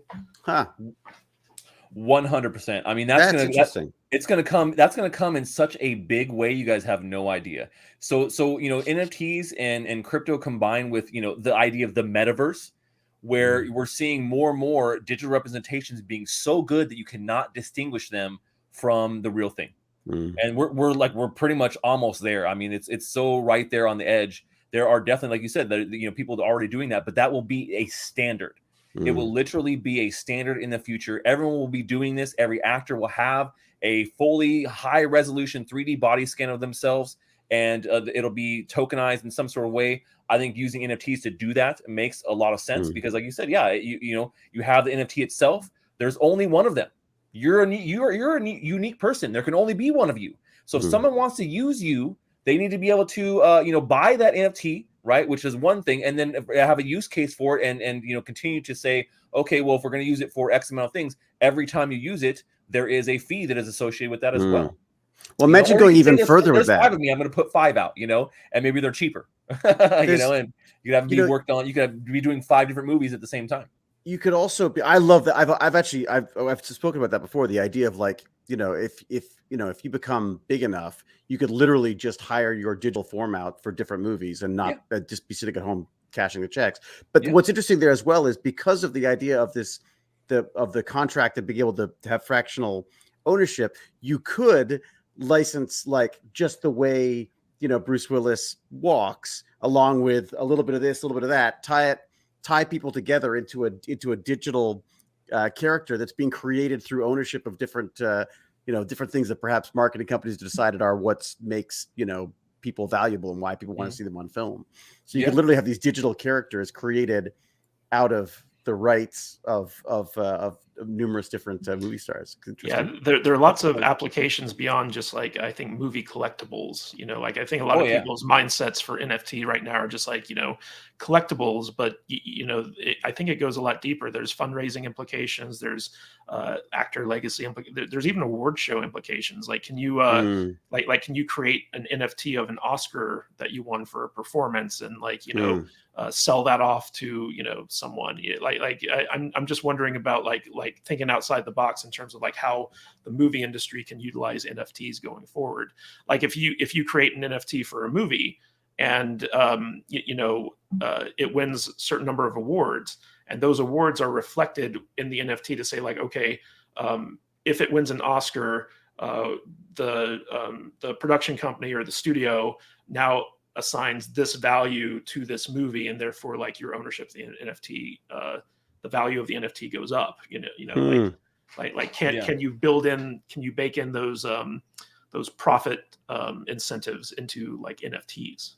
Yeah, 100%. Yeah, and then you can even take that further, and you could say something like, well, if I bought the NFT that was connected to this movie that then became an Oscar winner, and went out to win a bunch of different awards, right?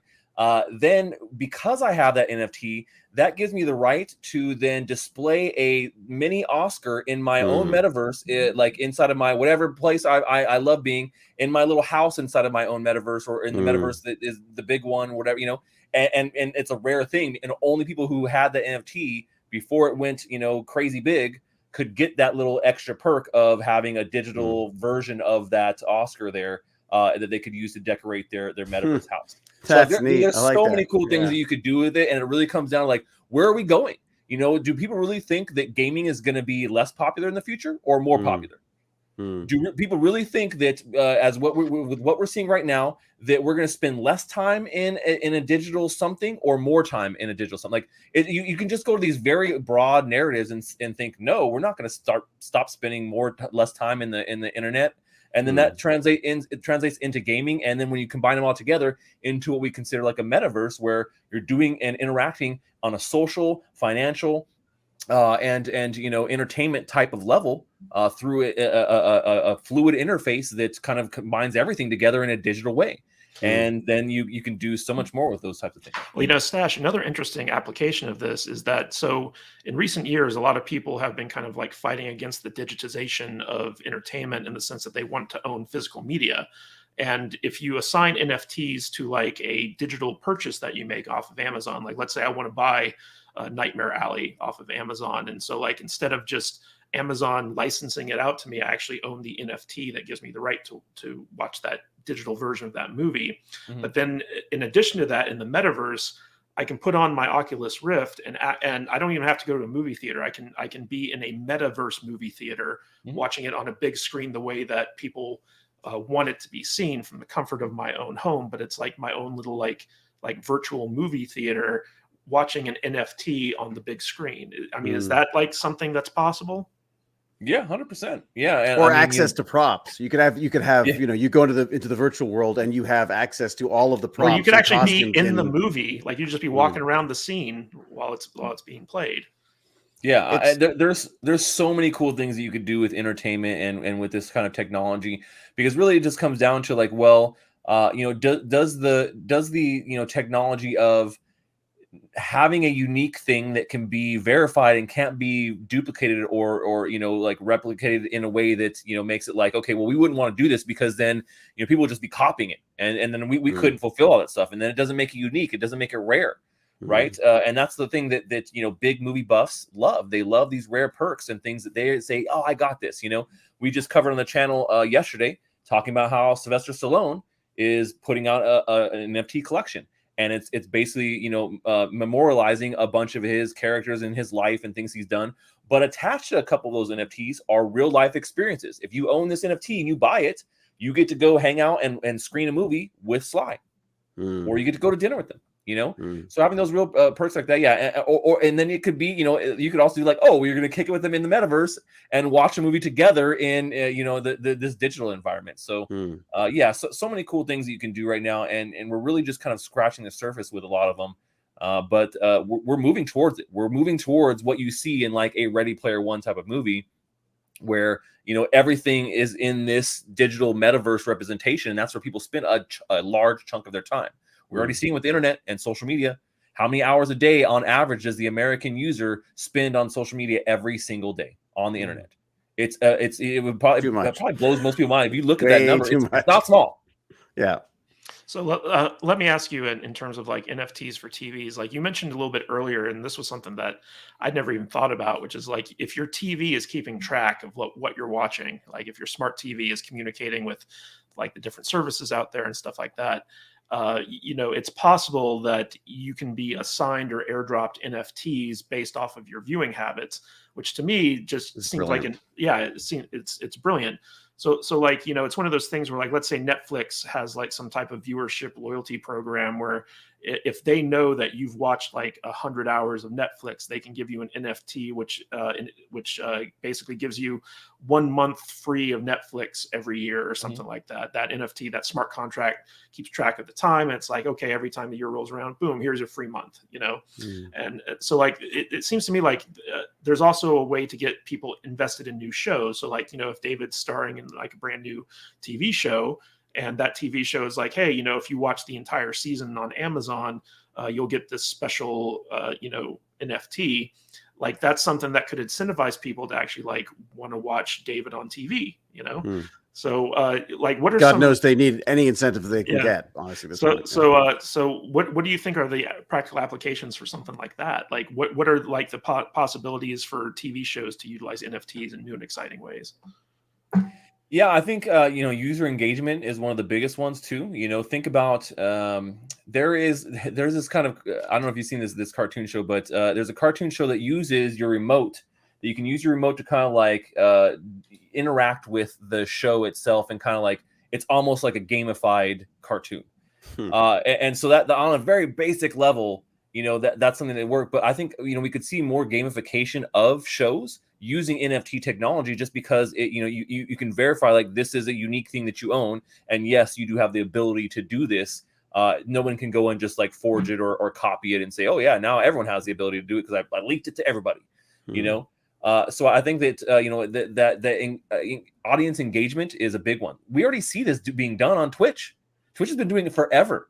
They have Twitch drops that, if you guys don't know, maybe you're not big fans of Twitch, but you essentially what it is companies go to Twitch and they say, hey, we want to do a drop, and we're promoting our latest game, and so we want to give away this skin, and people have to then go watch specific streamers that we've linked up with, and if they watch this stream for a certain amount of time, they will then get that skin.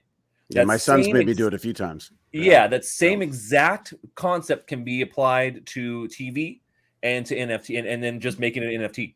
TVs could even do some type of achievement system, kind of like how Xbox gaming has like your achievements, where when you achieve something in game, it's like, oh, you watched all 5 seasons of Stargate Atlantis, you get this commemorable MFT that's like a collectible type thing to add to your Netflix profile, or like your wallet that shows all like the. I'm sure MGM will do it. Yeah, and then it gives you exclusive access to things. Then they say, hey, we're launching this. We're launching the brand new Avengers movie to to Netflix Star NFT Gold Pass members, and the only way to get that is by getting that certain level and achieving, and they get it first. So that's why you want that NFT, because it has utility. Because if I own that NFT and I've earned that NFT because they can verify it using that technology, they know, okay, yeah, he owns it. And then you could trade it. And you could say, hey, well, if you want to be a Star Gold Pass member, I've earned this now. I've essentially watched to earn. And now I'm going to trade this NFT on the marketplace because I'm done with Netflix. I'm over it. I'm not watching Netflix anymore. I want to get rid of it. But all that time I put into watching Netflix to get this NFT, I want to be able to pass that value on to somebody else that is going to continue to do it because I'm done. And you could sell it in a marketplace, and then Netflix could take a small percentage of the NFT that is, that has been traded, right? So you sell it for, we'll say, $100, and they get $2 off of that sale. Now someone else has the NFT. They're super excited about it because they didn't have to put the time in to watch all the stuff to get there, but now they have that pass, and they'll be able to get that next Avengers movie and watch it before anybody else when it drops on streaming. So, or even after shows. I mean, even the idea of an after show, whereas like you've got loyalty points where you get to a point where you're able to join the after show, and then maybe you can't make it one week, you could sell your ticket, knowing that it's behind the scenes stuff. You could do that, like any extra stuff like that. You can all gate that with a provable NFT that you can say, okay, well, how would we do that anyways? That would be not something that could be easily forged, right? Something that can easily be duplicated, and NFT technology is how you do that.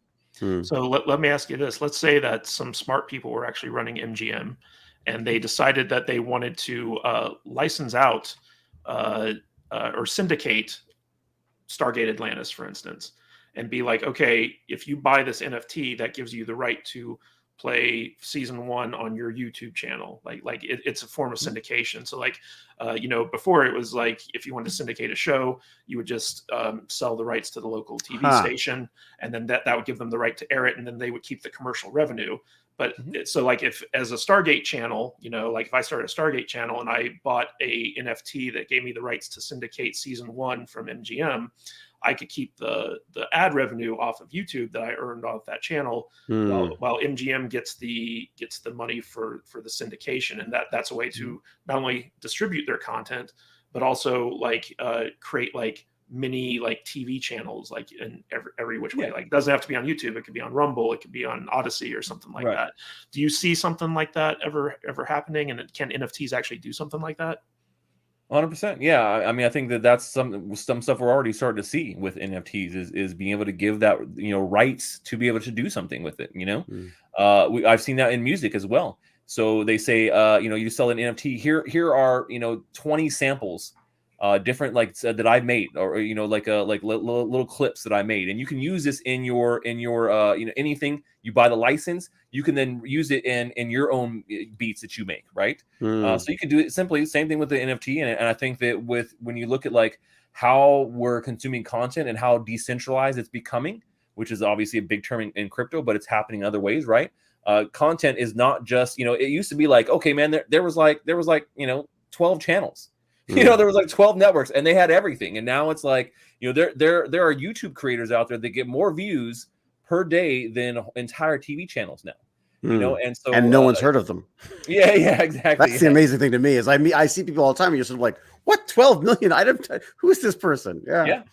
Right, because it's just maybe not a niche that you're involved in. It's not something you'd be watching, but it happens all the time. I see it happening as well. So yeah, you could easily do that and say, this person has the right to distribute it. And the good thing about it is it's just an easier way to keep track of things. If all the stuff is NFT based, then it's right there in the ledger. You can check it, and then there can be automated systems that check and say, no, this guy does not own this.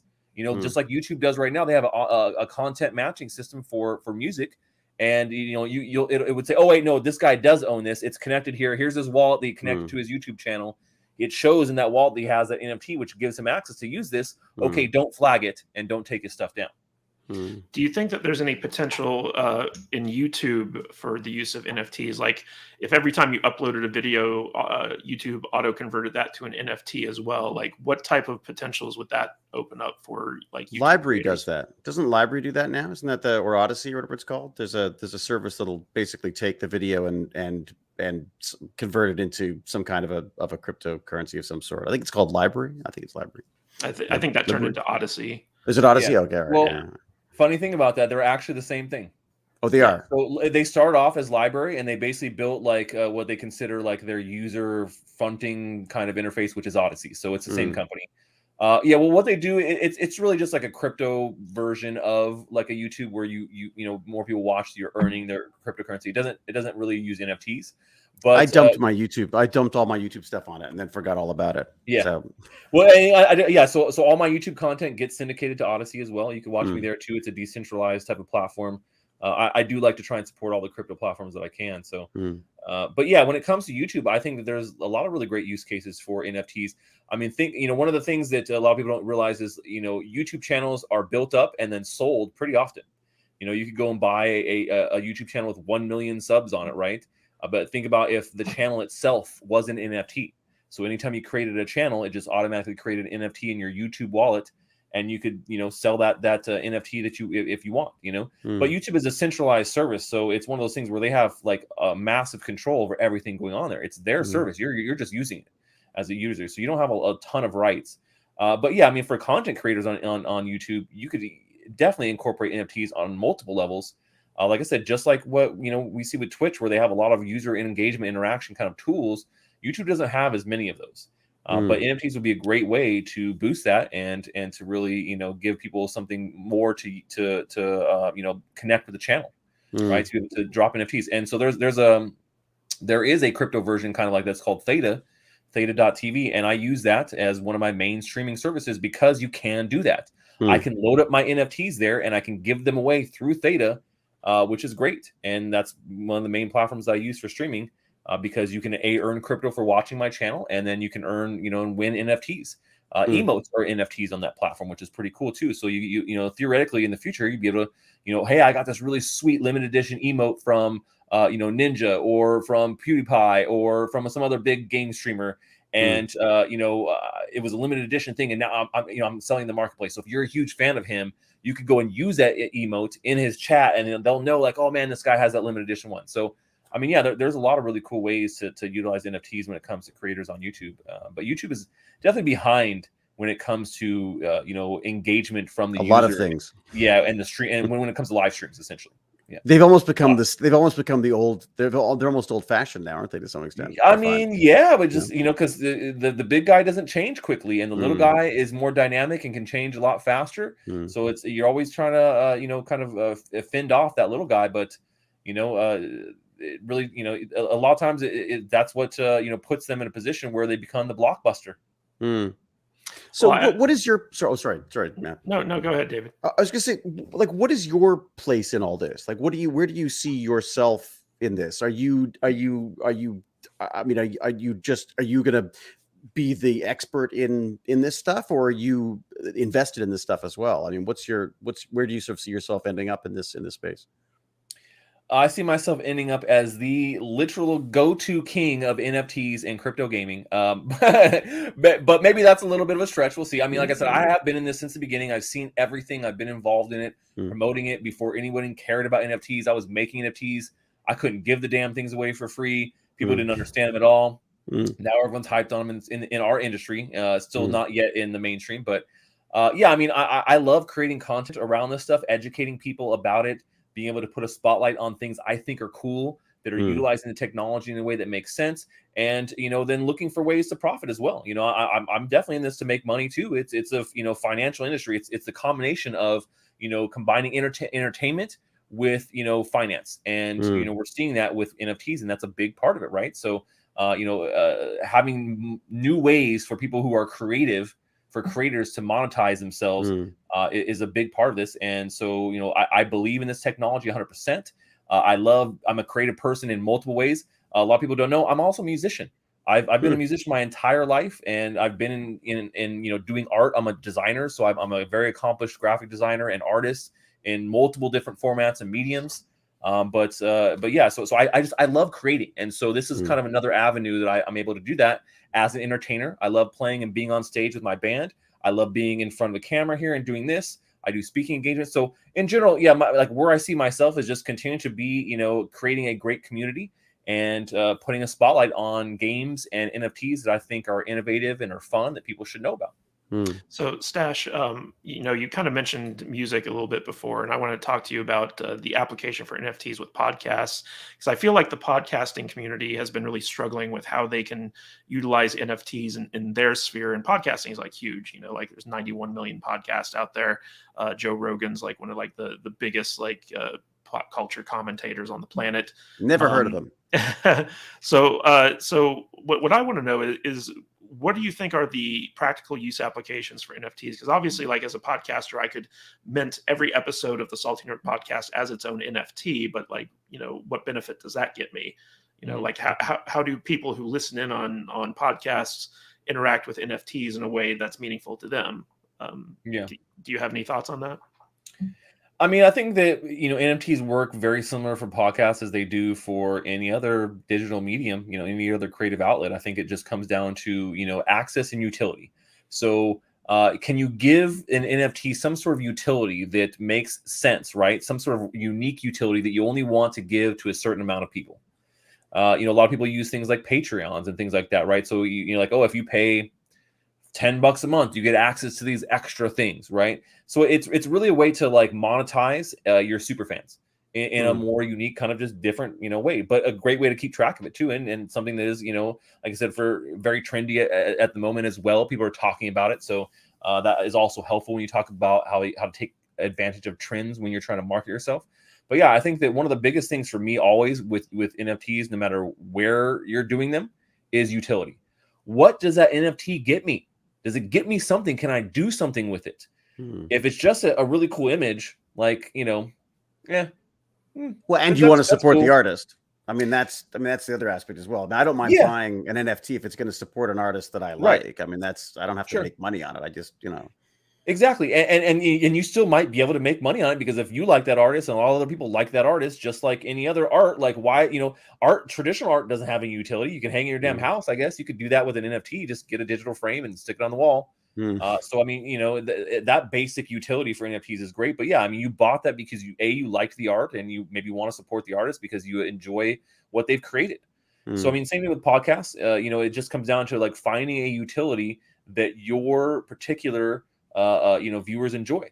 You know, think about having like a true crime type of podcast that people seem to really love, and you know, saying that, hey, you know, unless you own this NFT, you're not gonna. There's a key piece of evidence that we're not going to talk about on the main one, but you get that evidence to like glean more about where this is going.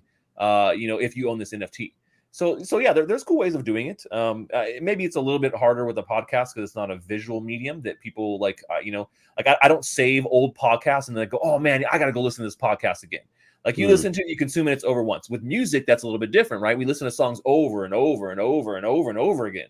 So there's a little bit of a difference there when you talk about like an audio format and how NFTs would work with that. Well, that's why audio has or music has such an advantage over film and television anyways. It's just that people don't tend to watch shows as many times as they listen to a song. So. Right, but I would say more than podcasts, right? So like I rewatch my favorite movies tons of times. I've seen the first 3 Star Wars, the original trilogy. When I said first, I don't mean episode 1 through 3.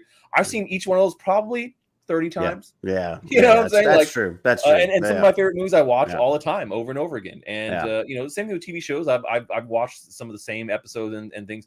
Usually it's more short stuff, but you know, that doesn't mean that there aren't ones out there, people that do. All right, so let me ask you a little bit about the metaverse, because I know that there are a lot of people out there, they've heard of this, they think it's just like a Facebook thing. I hate they don't really term. They don't really I just understand hate the term. what it is. Can you give us like a dummies version of like what is the metaverse? Like what really is it?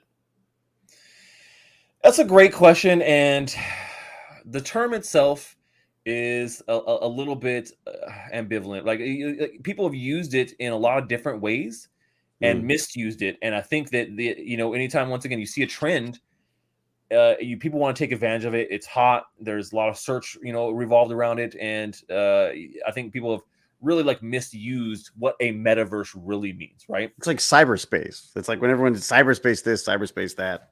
Yeah. And I mean, so to really put it simply, the metaverse is a digital representation of, you know, our social life, what we do, right? So, you know, think, like I said, Ready Player One, that movie and book is really like the best example that I could give of what a true metaverse really would be. It's an interconnected digital existence, right? Where you're doing the exact same things you do in your normal life, but doing it with as a digital representation of yourself that could be anything. You could look any way you want, you could be anything you want, and you can go and do pretty much anything you want, right? You know, most people don't have the cojones to go climb Mount Everest, but you could do that in the metaverse because it's all digital. You're not having to weather the same kind of conditions you would if you actually physically had to go do it. And then everything else, you know, purchasing inside the metaverse, it's all these things connected in a seamless way, right? Every experience that you love, every video game that you've ever loved, every TV show you've ever watched, anything can be all, you know, mashed together in one seamless experience where everything works with everything else. So that's kind of what I would consider a metaverse. Now, a lot of things will say they're a metaverse, and they are simply not. Everyone is claiming the metaverse now, aren't they? I mean, It's a hot term. People are using it. You know, Facebook is saying they're going to create this metaverse, and you know, their metaverse is going to be complete horseshit. They're meta now. They're meta. They're meta, right? Yeah, meta. And so they're going big on it, which, you know, I got to give them some props for really, you know, taking a step, because, you know, for lack of you know, as much as I don't like Mark Zuckerberg and I don't like Facebook, where they've done, at least the vision is there, and he sees like, hey, you know, Facebook is not going to be able to be around that much longer. It's trending down. People are not using as much. We need to find a new direction that will take our company into the future. And I think that was a smart play. As much as people think it's not, and as much as people hate Facebook, you know, they could become the oasis, right, of the future. Which, you know, well, and their Oculus is selling more than everything. I mean, like they've made VR basically, you know, a household name for most certainly families with kids and stuff, for sure. Yeah, and Stash, how do the metaverse and NFTs intersect? Like how does the metaverse utilize NFTs exactly? Like, I know you're a big expert in metaverse gaming, and I know that there are some games out there that basically like NFTize their you know, skins and their land and all that other stuff. So can you give us a quick rundown on that? Yeah, so basically what you kind of just mentioned there, you know, anything digital, that, you know, anything that can be unique in general in real life could be unique in a digital life as well. So you say, okay, well, there's only X amount of land in this metaverse, right? There's only in our game or in our thing. If you really love this thing, you can pay and say, okay, well, here's an NFT that represents that. And that makes that, instantly liquid, right? Trying to sell a bunch of real estate, not instantly liquid. You cannot trade that thing back and forth, but an NFT could theoretically change hands every second. So like if you get like a really rare skin in Fortnite and it's an NFT, there's an NFT marketplace for that. You could sell it or trade it or like something like that. Yeah. So when NFTs would essentially be the representation of that item in the metaverse. So a really great example is I'm working with a company, and what they do is you buy t-shirts, like apparel from them, hats and shirts that are NFTs. So the NFT gives you a couple of things. It gives you the right to be able to get the physical version of that shirt shipped to you. It also gives you the right to have the exact same design t-shirt as a wearable item inside of multiple different metaverses, right? So metaverses like Decentralized and the Sandbox, which are the two big, what I would consider actual metaverses. They're a platform that allows you to develop games and experiences on top of them that is all interconnected, right? So it's like Roblox with crypto and NFTs. It's essentially what the Sandbox is. And so, buying this NFT gets me the physical and it gets me the digital so I can wear it in the metaverse and I can wear it while I'm just sitting here. Right. And that's another thing that studios could do as well. Like if you watch a movie or if you watch like entire season of a show, they can gift you an NFT into the tie-in metaverse game that would either get gamers to watch the TV series or get the TV show watchers to check out the game. Yeah. I get this limited edition, NFT skin that it looks like Thor, because I watched, I was one of the first people to watch this movie, or whatever it may be, right? So yeah, there's lots of cool ways you can do that, and the metaverse brings that, a lot of these digital representations into a whole nother, playing field. So David, I know that you had some questions about the educational possibilities for an NFT. I want to give you the floor in our remaining time here to just ask Stash whatever it is you're curious about. Go wild, go crazy, Hewlett. Well, no, just I have this Tech Bandits thing, which I do with which we basically just a bunch of kids talking about stuff that they're interested in from a tech standpoint, and NFTs have come up and cryptos come up, and I was just curious if there were any if you knew of any educational sort of slants to this stuff. Is there any, I in the back of my mind, I think, like, is there a way that they could be doing something that could earn money towards college, or could they be learning programming, or it feels like there's a lot of ins to something like this with them excited about the idea of like fast money. I mean, and that's the thing, is like a lot of people, do look at it like, oh, it's all about getting money and there's just so much money. If I just make an NFT, I'll make millions. A lot of people literally think like they just, if they can just make an NFT, that they'll make millions of dollars. That's the kid's perspective on a lot of it too. Yeah, that's definitely not the case. I mean, you still have there's still a lot there to unpack, and that is demonstrated through the plethora of NFT products that have launched and failed over the last year since this is kind of like exploded onto a scene here. But when it comes to educational aspects, there's a lot of really great educational, things that you could be doing with NFTs in particular. I think it does. It opens the door to, to Web3 coding and to understanding technology. And I think that in particular is huge for kids. Every kid should have some sort of information and knowledge in that sector, because that's where our entire world is already moving. We don't teach that kind of stuff in schools. It's like you have to get like some specialized college classes to go that. Oh, yeah. But we should be teaching coding at a young age. Like if you're learning English as you grow up, you should be also learning coding as well, because it is the predominant language when it comes to the way things work. Now everything is then translated to English, but I mean, I'm telling you, man, coding is a huge skill to have. So I think that NFTs can make that fun. Yeah, I mean, that's definitely how I see it. I mean, that's the kids definitely, there's an interest in there because there is so much sort of hype and excitement around it. And then, of course, there's always the gaming angle as well. Well, right. But what about... sorry.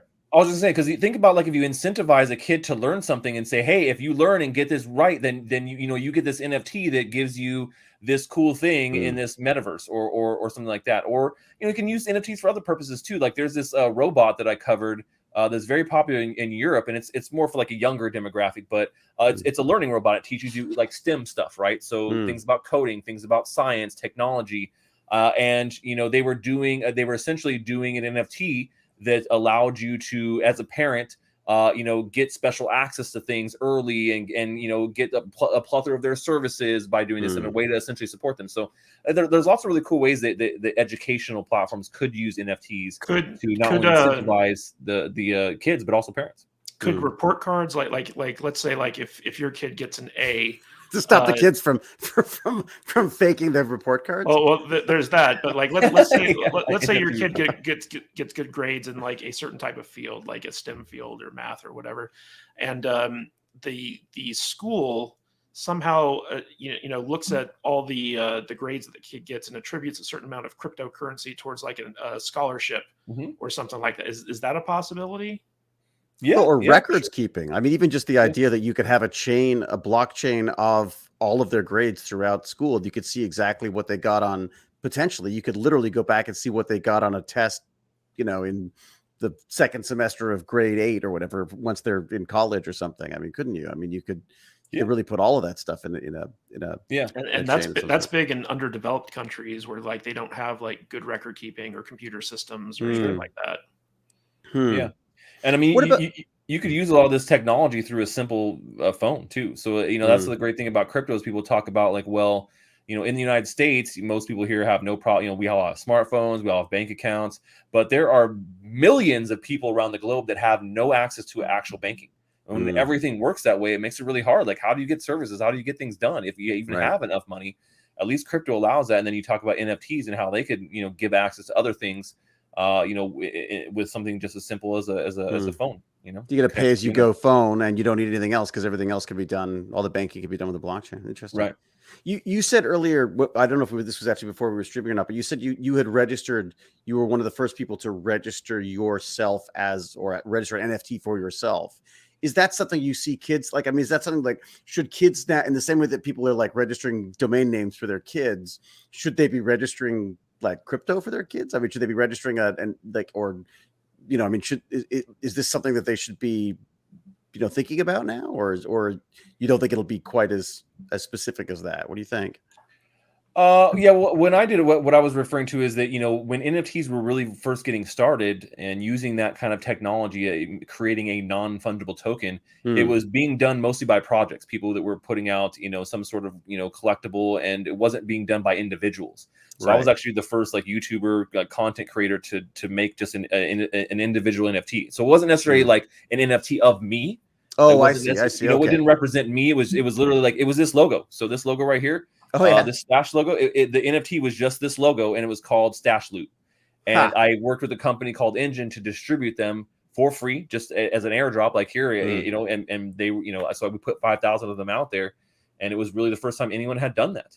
But when it comes to like NFTs and like personal brands, I mean, do I think every kid, should be doing it? There might be a reason for you to like have an NFT representation of yourself in some sort of way, but I think that would be something more utilized in like a video game, in a metaverse, something like that, versus it just like, here's an NFT about me, Stash, when I was a kid, I had to get a paper route in order to make some money. There's so many play to earn games out there right now in crypto. Do you think that it's viable to see like kids like doing these play to earn games and like actually earning money through crypto by playing video games? People are already doing it. So, it maybe not as popular here in the United States because the amount that you can earn, but, very popular in some of the Asian countries, in particular, like the Philippines. We've seen people earning greater amount of money playing video games, crypto-based video games, than they would if they just had an average working job in their country. Even so Roblox. That's even without it. Yeah. Yeah. So, I mean, so then you think about like, well, can a kid make enough money to like, to support himself, like to, even just to have some change, like to go to the ice cream man or to go, do whatever, you know what I'm saying? Or buy some new AirPods or whatever. We may get there. Go to college. The thing is like, really being able to earn that kind of amount of money, you'd have to have some significant time invested and probably money invested at this point. And you'd have to be probably a pretty high level player. Now, you know, that doesn't mean that, you know, the advantage I see with play to earn and NFT and crypto gaming is that you're going to be earning something, even if it's you know, because you're for something you already love doing. So just imagine playing Fortnite and you're not really worried that you're not really playing it because you want to earn money. You're just playing because it's fun, and like maybe you earn $1 or something because you did really good that day, or you know, whatever.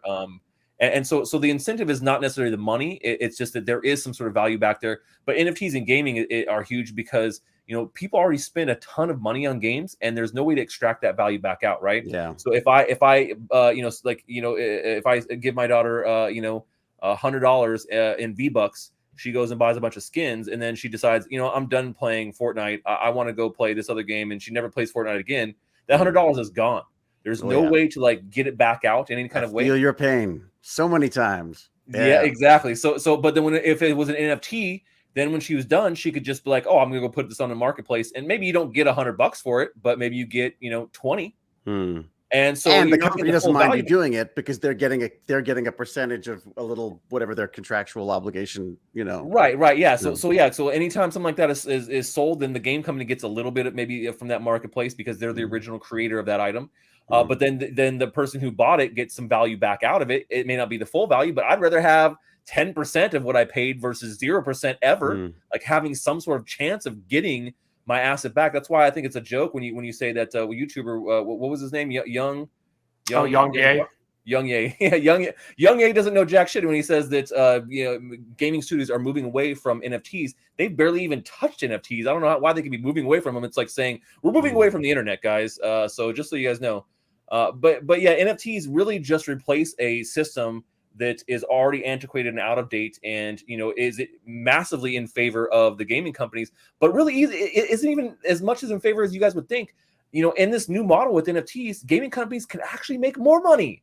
Yeah. And it's not about being greedy and saying, oh, well, now because it's an NFT, it's a scam, it's a cash grab. Like, you could sell it for the same amount of price it was. It's like if the skin was already $50 and it's not an NFT, make it an NFT, it's still $50. And then when someone sells the NFT, which they couldn't do before, you're just including this into the game itself. They're selling it in the marketplace. Now you're getting a little residual cut of that every time. Now you've made more money off of every asset you produce. Because before, you have your company, you have your team make this asset. They spend X amount of hours, which equates to an overhead. And then you go and say, okay, we're going to sell this in the marketplace. We're going to sell, you know, 10,000 of them, 50,000. And then that's all you get. You're never getting any more money from those after they're all sold. But you could if they were an NFT. You know, it's funny, David, you know, when I was a kid, I'd spend my money on collecting baseball cards and comic books. Like those were the two things when I was growing up I would collect. And I would go to the comic book store. Hockey cards, but yeah. I would go to the comic book store and I would sell these things when they appreciated in value, and you know, get some money and then go buy more comic books and baseball cards. Do you think NFTs give kids nowadays the opportunity to do that through like their video game playing, or like, you know, like their social media or something like that? They're able to collect stuff digitally and, you know, sell them for like a profit and make some money that way. It's 100%. Funny. I mean, some seem to and some don't. I mean, maybe it's a privilege thing, but there's, you know, the idea of like getting back the money that you've put into something. I mean, one of the things that we're just talking about with the idea from the game standpoint is, you know, when you buy a digital version of a game, I want an NFT attached to that, so that when my son no longer wants to play that game, I can then either rent it to someone else or I can sell it to someone else. I mean, imagine buying every video game that comes out and having an NFT attached to it that allows people to rent it for a couple of hours a day or something. And then you've got passive income coming in from the game that you've invested in. I mean, the way it is right now, you buy a digital game, that's it. What, my son no longer plays it. That's it. It's sitting on a computer somewhere. You know, it's useless to me. I want to be able to resell that in the same way. Like, we used to go and buy the DVDs of games all the time because I wanted a physical thing that I could then sell later, because otherwise the money's just gone. And that goes back to the physical media thing of like actually wanting to own some physical media. But if you own the NFT, do you really need the physical media? Because technically, like, you still own don't. it. You don't. I mean, people will still want it, though. I mean, I'm sure people are going to still want physical things. I'm convinced that people are going to get more and more obsessed with unique items in general anyways, because there's so much mass-produced stuff. The idea of something that's unique, that was on set, or that was, you know, whatever, was used by your favorite pop star or something. I mean, I think those are always going to have a value to themselves anyways. But So, David, do you have any more questions for Stash? No, this has been absolutely amazing. I mean, I would just say to people, go have a look at Stash's stuff. There's a great video, for example, on the idea of like games where you can actually like in-game currency and stuff. I just watched that this morning. It was fun. There was a couple. There's like one on mobile games and one on games you could actually sort of just download and play on the computer. Yeah. But it's it's fascinating. I've been a lifelong gamer. I mean, since the Atari, and then computer games and every console in between. So it's like I understand the industry incredibly well. I was selling, Ultima Online Gold, the very first MMORPG ever created. Yeah. I was playing that game, and I sold my account on eBay against TOS and things like that. And because and these things have been classically against the rules, and now we're at a point where you can incorporate that technology into your game, make more money. And allow the gamers to also, benefit too. And that's why it boggles my mind that gamers are so against this. I think it just comes down to education again. So, Stash, do you want to give us any final thoughts on NFTs, the metaverse, if people are interested in how to get involved in them, how to educate themselves? Like, what type of advice would you give them?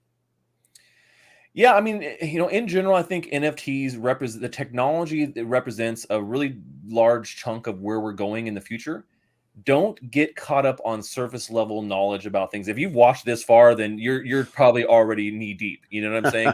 I don't think anyone who's just looking at surface level and doesn't care beyond that is going to watch this video. But if you're at a point where you're interested in learning more, watching YouTube videos on my channel is great. There's a lot of other great creators out there. I bring them on my show on Mondays. I do a live stream where I bring other NFT and metaverse creators on my show, and we talk about topics, which is also a great way to get exposure to new people. But then, jumping in some of these Discords. Discord is like the home for NFT projects, and you can go learn a lot there. But it's also a scam vector, right? So yeah, no kidding. Discord and Twitter are the two biggest ways to like go and learn about NFTs and what's going on in the real greater community there. So always great avenues to go and kind of glean some knowledge for sure. All right. Well, Cryptostache, thank you so much for coming on the live stream today and being the fountain of knowledge that you were. We peppered you with a lot of, I'm sure, very basic questions that you've had to answer a billion times. But thank you so much for taking the time to answer them and letting our audience know the details of it. And David Hewlett, as always, thank you for being such a great co-host. And, no, thanks for letting me. Thanks slumming it on our stream. Yeah, not at all. Not at all. This is great. All right. I got the hat to prove it. Yeah, and to everyone out there in the chat, thank you for joining us. Anima Confusa, JT Gunter, saw Mr. Tickle Trunkin here a lot. Beat James Boop. Gurney. King McKay stopped by. He was a big fan of yours, David. Jim the Evo, and all the rest of you. Gimpy G, thank you so much for being in the chat. Jeffrey Haskell, I know Jeff's a friend of mine. He'd kill me if I didn't highlight his. David Rodney was the most interesting and entertaining part of Atlantis. I'm sure you've. I agree. I agree entirely. Yeah, no, absolutely. Yeah, I should be. I should be an NFT myself, really. But, you should be. You should be. So anyway, guys, God, we're doing a D&D game tomorrow. Imagine NFTs with D&D. Oh my God, that'd be awesome. Possibilities are your character you've built up over time. Yeah, it's just like a video game. That's kind of brilliant. Yeah. Anyway, everyone, thank you so much for tuning in. And hopefully Crypto and David will come back sometime in the future to talk more about NFTs and crypto in general. It would be great to have you guys back on in the future. But until that time, stay salty, everyone. And check us out on YouTube. See you later.